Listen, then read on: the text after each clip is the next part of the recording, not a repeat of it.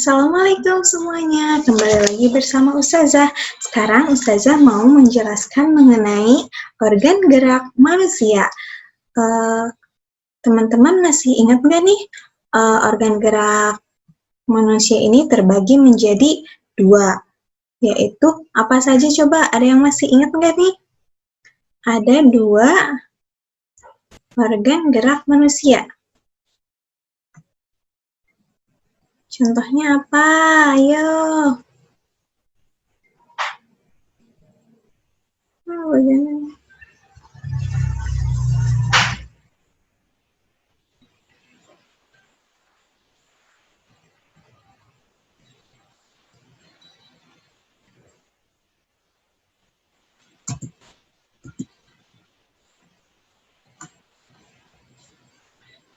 Ada dua alat gerak, yaitu alat gerak pasif dan alat gerak aktif. Apa contoh dari alat gerak pasif?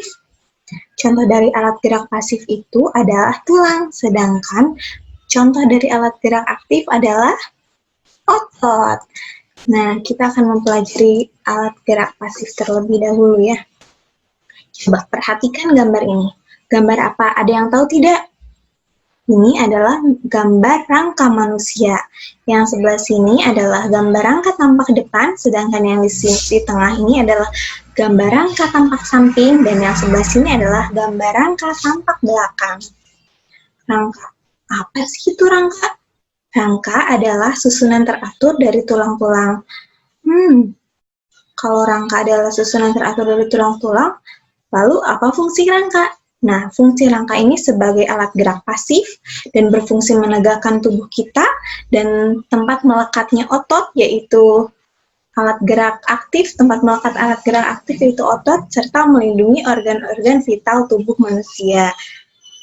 Nah, rangka ini dibagi menjadi 3 bagian. Ada rangka kepala, rangka badan, dan rangka anggota gerak. Sebelah sini ada gambarnya. Ini merupakan gambar rangka kepala, ini rangka badan, serta yang di bawah ini adalah rangka anggota gerak. Oke, mari kita pelajari lebih lanjut. Kita pelajari lebih detail yuk teman-teman. Rangka kepala ini disebut juga dengan tengkorak. Pernah dengar kata-kata tengkorak? Nah, rangka tersusun atas banyak tulang. Ada tulang dahi, tulang hidung, tulang rahang atas, tulang rahang bawah, tulang pipi, tulang baji sebelah sini, ada tulang pelipis, tulang ubun-ubun, dan tulang belakang. Fungsi dari rangka kepala ini adalah melindungi organ vital yang ada di kepala kita, seperti mata dan otak, serta memberi bentuk wajah seseorang. Dengan adanya rahang bawah ini, membantu kita saat makan dan berbicara. Selanjutnya adalah rangka badan. Rangka badan ini bisa dibagi menjadi 4, yaitu ruas tulang belakang, tulang dada dan tulang rusuk, tulang gelang bahu, dan tulang gelang panggul. Yang pertama adalah tulang ruas belakang.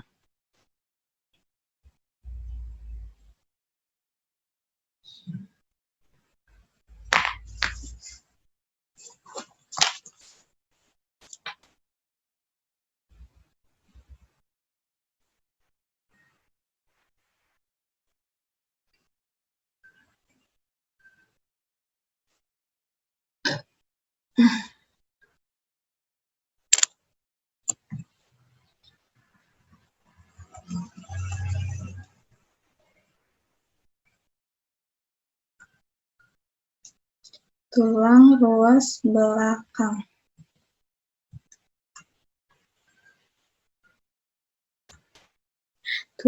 Tulang ruas belakang ini terdiri atas 33 buah tulang yang saling tersusun. Apa saja ke-33 buah tulang yang tersusun tersebut? Yang pertama ini adalah sebelah sini ada 7 ruas tulang belakang, serta 12 ruas tulang punggung, 5 ruas tulang pinggang, 5 ruas tulang kelangkang, dan terakhir adalah 4 ruas tulang ekor. Fungsi dari Ruas tulang belakang ini secara umum adalah untuk menegakkan badan serta menyokong kepala dan tangan seseorang dan tempat melekatnya otot dan tulang rusuk. Nah, selanjutnya ada yang tahu gambar apa ini? Gambar tulang rusuk dan tulang dada. Nah, yang tengah ini merupakan tulang dada.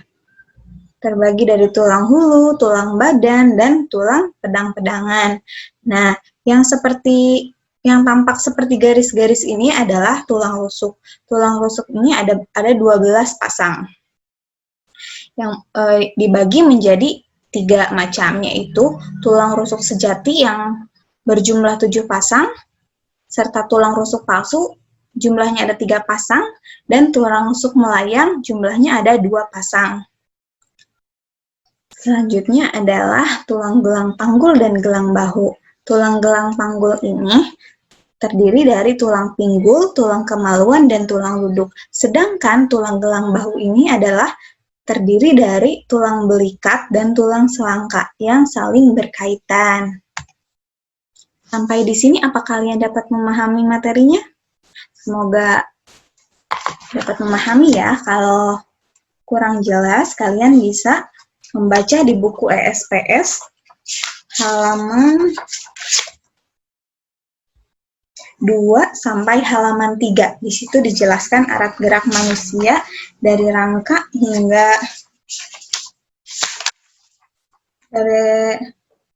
hingga fungsi rangkanya dijelaskan juga di situ. Selanjutnya kita akan mempelajari mengenai bentuk dan jenis tulang manusia. Bentuk tulang manusia ini bisa dibedakan menjadi 4 macam. Ada tulang pipa, tulang pipih, tulang pendek, dan serta tulang tidak beraturan. Nah, tulang pipa ini merupakan tulang yang berbentuknya silinder dan berongga di bagian tengahnya. Bentuknya ini seperti pipa, makanya disebut tulang pipa. Contoh tulang pipa ini berada di tulang lengan atas. Ada juga di tulang paha, tulang kering, atau tulang betis. Selanjutnya tulang pipih. Tulang pipih ini bentuknya pipih. Misalnya pada tulang dada atau tulang ruas pergelangan kaki. Selanjutnya ada tulang pendek. Oh maaf, tulang pipih ini ada di sebelah sini. Tulang belikat dan tulang dada. Selanjutnya tulang pendek. Tulang pendek ini merupakan tulang yang berbentuk pendek. Contohnya ada di pergelangan tangan atau pergelangan kaki. Selanjutnya adalah tulang yang tidak beraturan. Namanya juga tulang tidak beraturan, maka bentuk dari tulang ini adalah yang tidak beraturan. Misalnya ini pada tulang belakang atau pada tulang rahang. Nah, itu tadi berdasarkan bentuknya. Kalau berdasarkan jenis tulang, berdasarkan zat yang terkandungnya itu dibagi 2, ada tulang keras dan tulang rawan. Tulang keras ini yang mengandung banyak zat kapur atau kalsium, misalnya pada tulang belakang dan tulang anggota gerak. Kalau tulang rawan ini adalah tulang yang memiliki sedikit zat kapur atau kalsium, sehingga tulang tersebut tampak lentur. Misalnya cuping hidung dan daun telinga. Daun telinga kalian kan bisa digerak-gerakkan. Nah, itu tuh bentuknya tuh lentur. Karena terdiri dari tulang rawan. Selanjutnya, kita akan membahas sendi. Apa itu sendi? Nah, sendi adalah tempat pertemuan antara beberapa tulang. Karena rangka manusia ini terdiri dari banyak tulang, banyak dan jenis tulang yang saling bergabung. Nah, penggabungnya ini disebut sendi, tempat bertemunya antara 2 buah tulang atau beberapa tulang. Nah, sendi-sendi ini ada banyak macamnya. Ada sendi putar, sendi pelurus, sendi kondiloid, sendi luncur, sendi pelana, serta sendi engsel. Nah, sampai tadi kita membahas mengenai alat gerak pasif. Selanjutnya kita akan membahas alat gerak aktif. Apa coba contohnya alat gerak aktif? Alat gerak aktif itu adalah otot. Nah, otot ini merupakan jaringan di dalam tubuh manusia yang dapat menggerakkan tulang. Nah, karena otot ini dapat menggerakkan tulang, makanya otot ini disebut alat gerak aktif. Fungsi dari otot ini adalah menggerakkan tulang, menggerakkan organ tubuh, mengalirkan darah ke seluruh tubuh. Misalnya menggerakkan tulang. Tangan kita ini kan terdiri dari tulang. Ada tulang lengan atas, ada tulang hasta, dan penggumpil. Nah, yang menggerakkan ini adalah otot, serta menggerakkan organ tubuh. Selain otot rangka, ada juga otot lurik. Otot lurik ini terdapat di dalam organ tubuh, menggerakkan misalnya pencernaan makanan. Yang menggerakkan otot-otot di dinding usus itu adalah otot polos. Selanjutnya nih, tadi Ustazah sedikit menyinggung ada otot polos dan otot rangka atau otot lurik. Nah, otot ini bisa dikelompokkan menjadi 3 bagian. Apa saja? Ada otot jantung, otot polos, serta otot lurik. Kita bahas lebih detail ya. Pertama kita bahas dulu otot jantung. Otot jantung ini fungsinya untuk memompa darah ke seluruh tubuh. Ciri dari otot jantung ini adalah bentuknya silindris dan bercabang. Inti sel 1 berada di tengah. Dapat dilihat di gambar sini. Bentuknya silindris dan memiliki cabang. Ini percabangannya. Terus memiliki 1 inti sel yang berada di tengah. Terletaknya pasti di jantung. Otot jantung ini hanya terletak di jantung. Bekerjanya tanpa kesadaran dan bekerja terus-menerus tanpa berhenti. Coba kalau misalnya otot jantung kita berhenti bagaimana? Maka jantung kita berhenti dan berhenti memompa darah ke seluruh tubuh. Apa yang terjadi kalau otot jantung berhenti? Ya, jawab sendiri ya. Selanjutnya adalah otot polos. Otot polos ini berbentuknya gelendong. Kalau tadi bentuknya silindris, ini berbentuknya gelendong. Seperti ini bentuk gelendong itu. Nah, terletaknya itu di organ dalam, misalnya seperti usus, lambung, hati. Nah, memiliki 1 inti sel yang berada di tengah, bekerjanya tanpa sadar. Kalau coba kalian pagi ini sarapan apa? Nah, makanan yang kalian makan itu akan dicerna oleh sistem pencernaan kalian.